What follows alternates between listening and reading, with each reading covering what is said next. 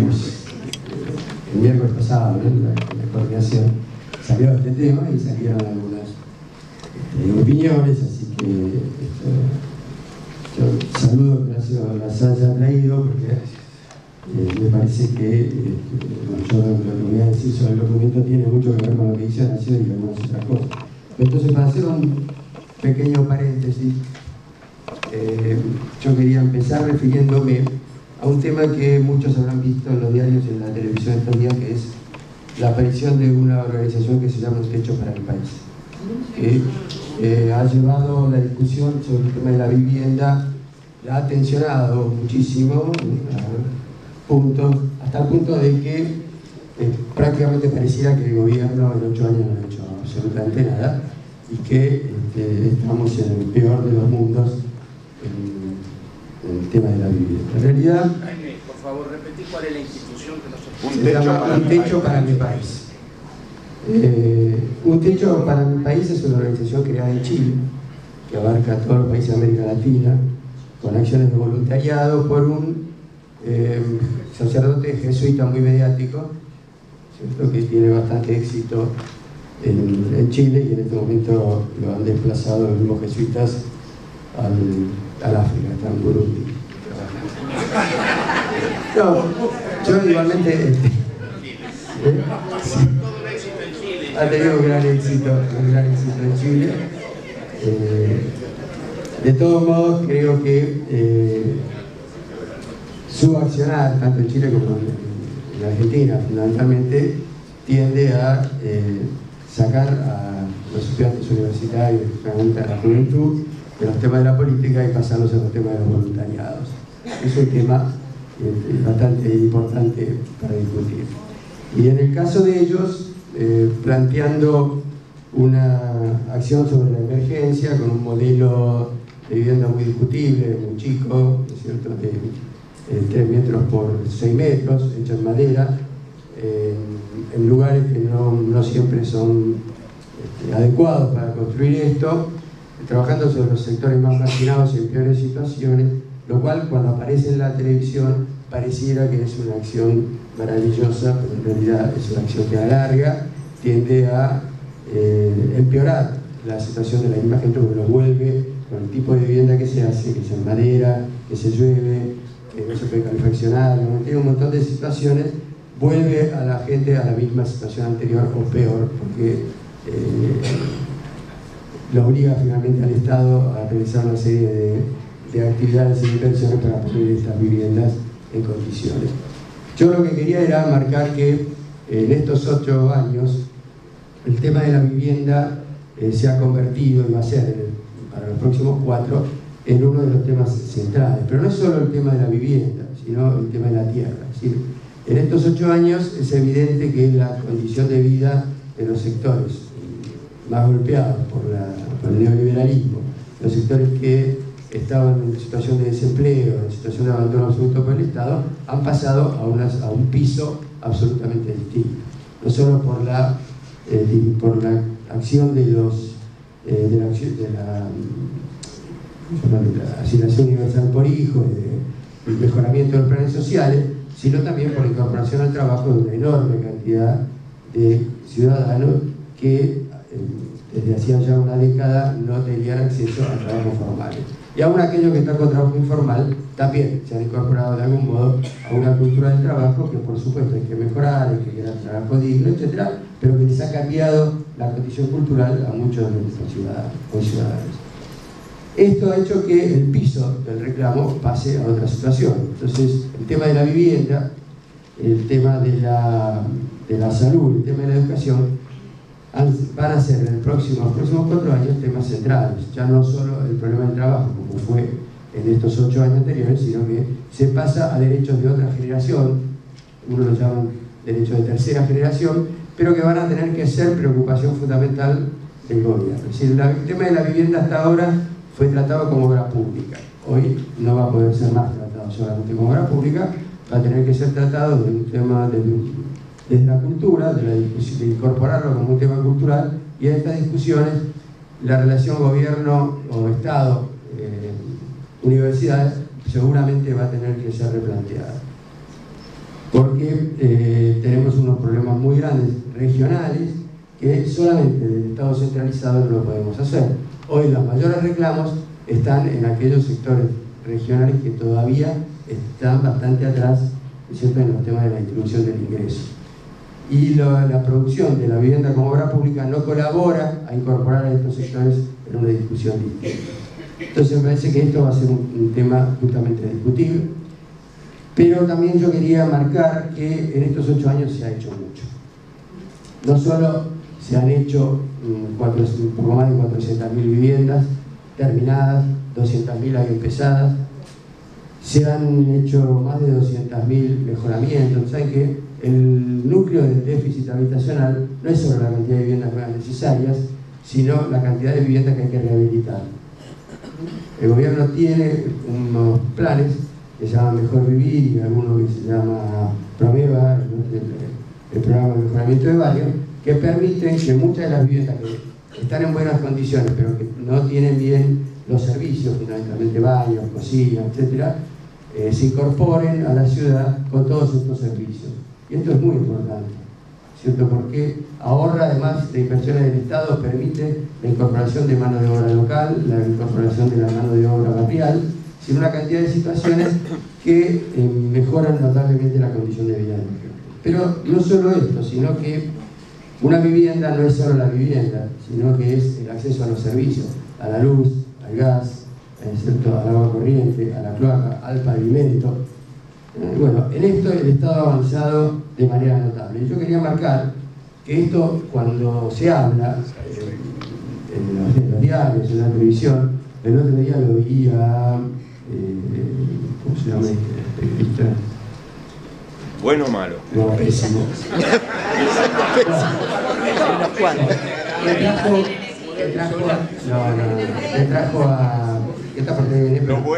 Que trajeron a los chicos de Un Techo para Mi País, junto con un habitante de uno de los barrios, ¿no? Entonces pareciera que uno siempre empieza desde la foto, pero acá hay una película, ¿es cierto?, en el cual durante muchísimos años no se hizo nada, y en estos 8 años, si contamos la película, creo que cambiaría absolutamente la visión que se tiene acerca de este problema. Y yo lo que quería era dar 3 o 4 datos cortos, para no aburrir mucho, pero que sirven para que podamos entrar en esta discusión de manera distinta. Y estos datos están sacados del informe que tiene el Observatorio de la Deuda Social de la Universidad Católica Argentina, ¿no?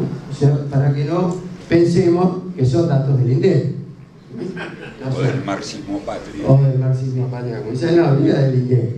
Entonces, en el caso del agua, en el año 2004 había un 19% de la población del país sin agua. Hoy ya estamos en el 10%. En el caso del Gran Buenos Aires se ha bajado del 22 al 12%. Y en el 2015 se calcula que prácticamente el primero y el segundo cordón van a tener la totalidad de sus viviendas servidas por agua corriente. En el caso de las cloacas, por ejemplo, en el 2004 el 40% de la población del país no tenía cloaca, hoy estamos en el 34%, estamos bajando. En el caso del Gran Buenos Aires se está en el 36%, estábamos en el 43%. Estos parecen números fríos, pero son inversiones gigantescas, ¿no? Que trazar una red de cloaca y poner... La cloaca no se puede tirar a cualquier lado, además, ¿cierto? Cuando se traza la red hay que ir trazando estaciones en las cuales se va tratando el agua, ¿cierto?, hasta que se pueda volcar en el río. Estas son inversiones gigantescas. Hay varias en el Gran Buenos Aires, hay varias en el interior, y hay varias plantas sobre el río Paraná para tratar la potabilización del agua, ¿cierto? En el caso del pavimento, no es menor que llegue el pavimento. Para alguno que haya vivido en un pueblo del interior, en una ciudad del interior, sabe lo que significa la llegada del pavimento a la casa, ¿no? ¿Sí? El poder salir de la vivienda, el poder entrar la policía, el correo, los bomberos, las pompas fúnebres, es decir, montones, pero parece que no, porque nosotros estamos acostumbrados todos los días a esto, ¿no? No, pero el tema de las pompas fúnebres es una discusión en las villas para algunos que hayan trabajado. Porque no es menor tener que trasladar un cajón de 10 cuadras en el barro para poder sacarlo, para poder hacer un entierro. No es menor en la vida de la gente. ¿Sabes? Uno se lo toma risa, pero la verdad que es así. En el caso del correo, tener un número, tener una calle pavimentada, pero hay que tener un número en la puerta. Bueno, así como eso, montones de situaciones. El pavimento, había 28,5% de calles no pavimentadas en el año 2004 en el país, y en el año 2010 estamos en el 16 y pico. Y en el Gran Buenos Aires del 28 se pasó al 18. Es decir, son inversiones que está haciendo el Estado, que no está haciendo cualquiera. En el caso de la cloaca y del agua, no se olviden que en el 90 se privatizó todo esto. Y los usuarios pasaron a ser clientes, y el que no podía pagarlo se le cortaba y no lo tenía nunca en la vida. Hoy, como se creó AISA, que si bien es una sociedad anónima, depende del Estado y tiene inversiones del Estado, el dinero viene del Estado, y está todo el consumo de agua y de cloaca está subsidiado.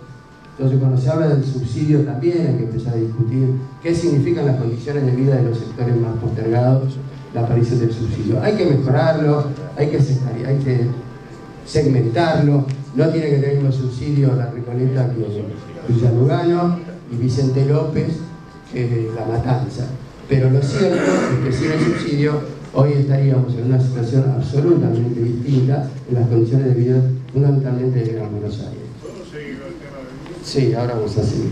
Pero a mí me parece que estas cosas nos deben interesar. Yo creo que nos tiene que interesar la tecnología, pero nos tiene que interesar porque hacen a la discusión de las políticas del Estado, ¿no? Y hacen a la discusión que van a venir en estos 4 años que siguen. Entonces, a eso no podemos llegar.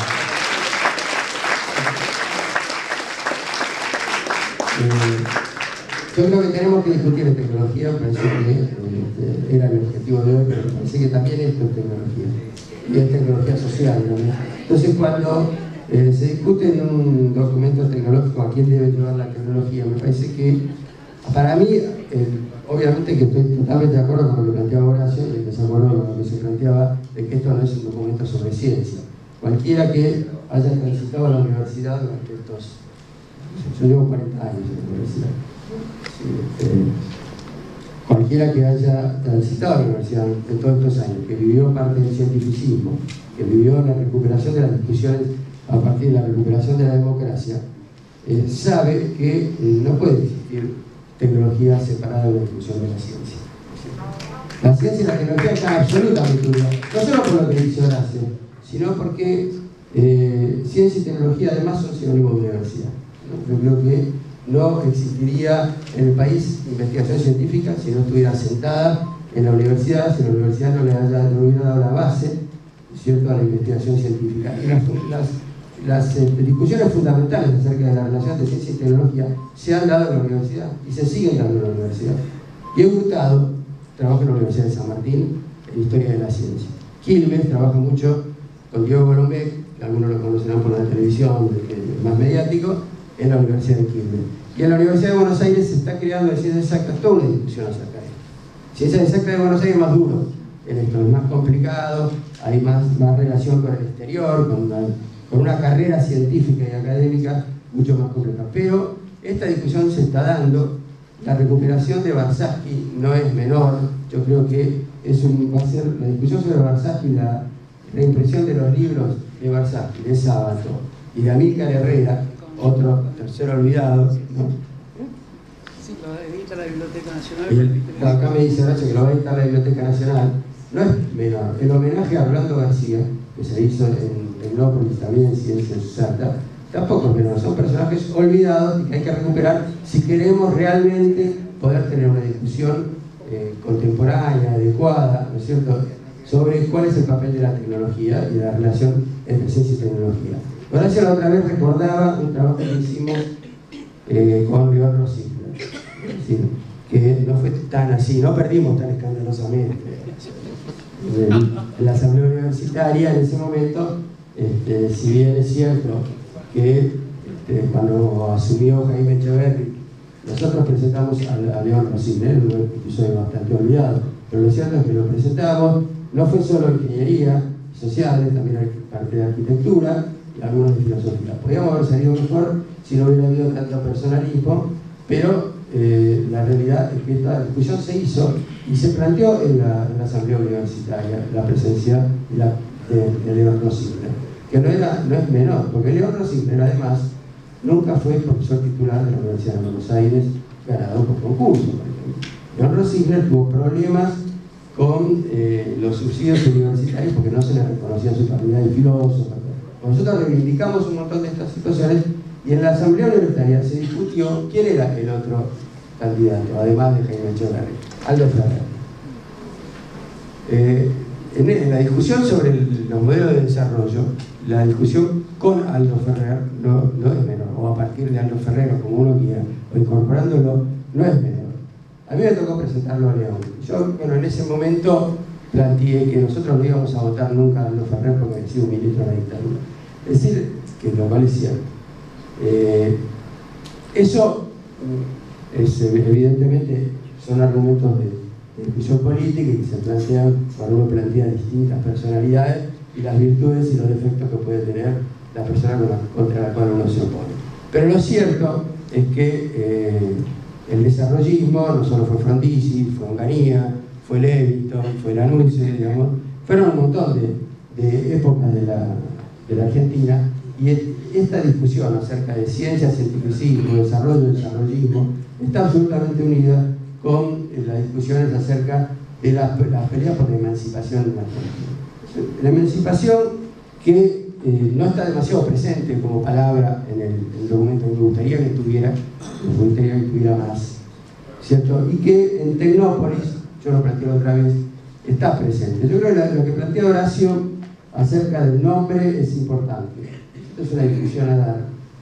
Nunca, la verdad que cuando se le puso ese nombre, nunca pensamos en esto, pensamos más en un nombre más marketinero, en el buen sentido, en el sentido de que, bueno, algo que atrape, porque este tipo de exposiciones necesitan tener un marketing importante, digamos, porque bueno, no se llega a 3 millones de personas, un poco más que la visitaron solamente de boca a boca, se necesita dar algún gancho interesante.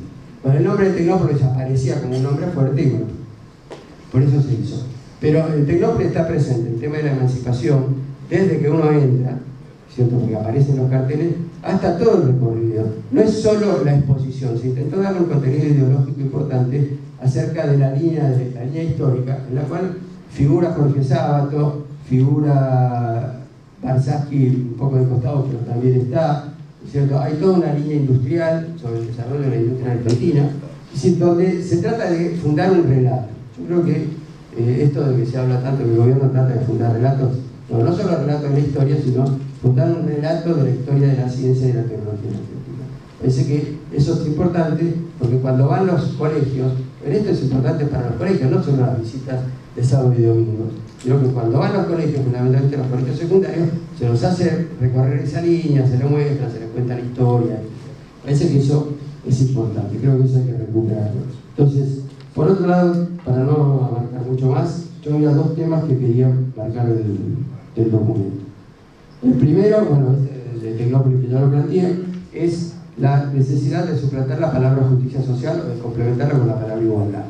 Porque no hablamos de nada. La justicia social puede ser levantar un escalón a los que vienen abajo, pero también correr el de arriba, ¿no? Es una de las cosas que tenemos que discutir cómo lo vamos a resolver en los próximos 4 años. Entonces me parece que la palabra igualdad relacionada a toda la investigación científica y tecnológica y a cuál va a ser la política de los próximos 4 años tiene que estar presente en todo el momento. Y el otro tema es acerca de lo que Horacio recién planteaba al final sobre el futuro de Carta Abierta. Acá hay una frase que a mí personalmente me dolió, me molesta, después de 3 años de Carta Abierta, y es que dice que la próxima etapa reclamará que nuestro colectivo Carta Abierta esté mucho más presente, mucho más pensante, mucho más comprometido. Yo creo que pocos colectivos en nuestro país han sido tan pensantes, tan comprometidos y tan presentes en la historia.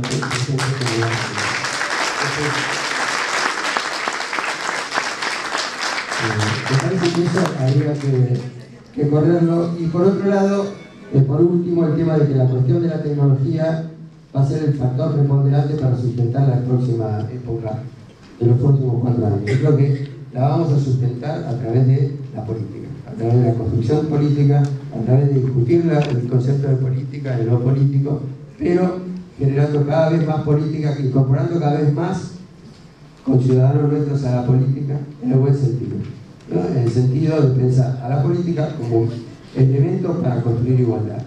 ¿Cierto? Ese va a ser el objetivo de estos próximos 4 años, y no solo la tecnología va a traer apoyo a todo lo que haga el Estado, pero el centro de nuestro accionar fue siempre el centro de Carta Abierta, fue incorporar la política a la discusión cotidiana. Gracias.